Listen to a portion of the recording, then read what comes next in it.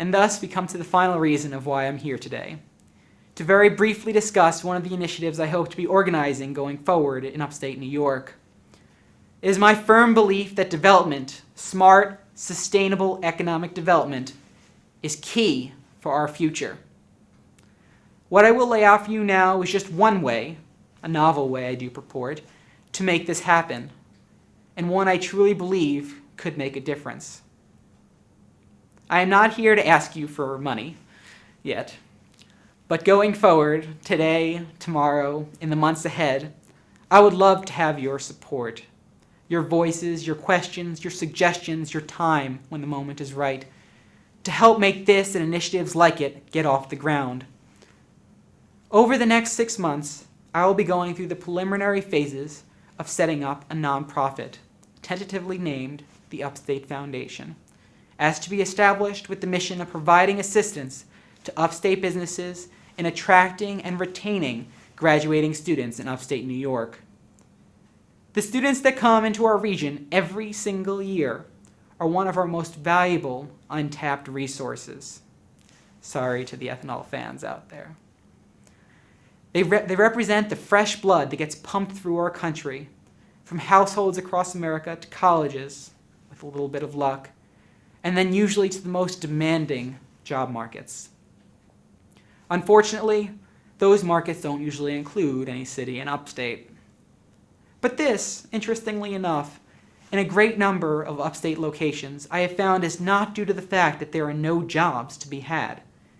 Rather, it is because there is a multi-fractured disconnect between the supply of graduating skilled labor and those demanding it. For the economists in the room, in certain instances, there are demonstrable market failures, perversions. The Upstate Foundation will attempt to reconcile at least some of these issues. It will do so through, most briefly, through 3 initiatives. The first is through connecting upstate businesses and upstate universities, such as through an online job database specifically designed for the region, through strengthening or establishing bonds, human resource departments, and career service centers, improving the flow of information to ensure that our region is at least considered to be a viable job market. The second initiative will aim to connect upstate businesses and upstate graduating students. This is where things usually get a little more interesting. The foundation will offer at least 100 annual $1,000 fellowships to top students who are offered and then accept positions in upstate New York, free and clear. The foundation will then host these individuals for a weekend at a given location, allowing them to make connections between each other, between them and invited guests, including program alums, local college alumni organizations in the various cities, and other young professional organizations, so specifically from the target cities that we put forth. They will then ideally be recognized by a state representative for being part of the future of upstate, and given a certificate or award with the hope that these 100 who would not ordinarily be here will stay for a bit. No matter what, though, the remainder of these 100 will provide the beginning of a larger base of young, connected professionals for the following year's recipients to network with and befriend. It is a regional approach to attracting talent, retaining talent, and building sustainable communities. And finally, again, in all too brief detail, the third initiative of the Foundation will be to assist in coordinating policy initiatives that target young professionals in the upstate region. All too often, I have seen people working for the same goal, using 2 different, sometimes counterproductive means to get there. Coordination and collaboration, to borrow a phrase from Professor Crayley, is essential to reducing waste and increasing the odds of reaching our goals.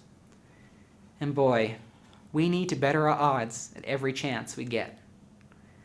Before I sit down, before I step off, realizing I probably run well over my allocated amount of time, I want to quickly share with you a quote from that needs-based assessment Jill and I put together back in 2003. I actually remember taking down this particular one. It was a really hot and muggy July afternoon. Betty Osborne, head of Shenango County's Department of Social Services, was kind enough to see me. And somewhere in our conversation, she looked at me and said that her son had told her something the other day that might give me a little perspective as I did my work. You will have to accept one of two things, so he said, if you want to live in Chenango County. One, you will never make a lot of money, and you'll just have to accept that. Or two, you will have to leave, make it somewhere else, and maybe come back. But too often, they just don't. Upstate New York faces challenges, serious challenges that we all know are only going to grow even more difficult to face as the price to live in and the price to heat of rural America continues to rise. It is thanks to people like you, whether it's through the research you do, providing perspective and solutions to the world, the programs you run, or the organizations you lead. You are the ones keeping this boat afloat, and you do it because you know our region is worth fighting for. Our citizens are worth fighting for. Our kids and the future we want them to have here. That is worth fighting for. These are decisions we're unwilling to compromise on. And I guess what I came to say to you all today is that I'm here to lend a hand. Thank you all very much.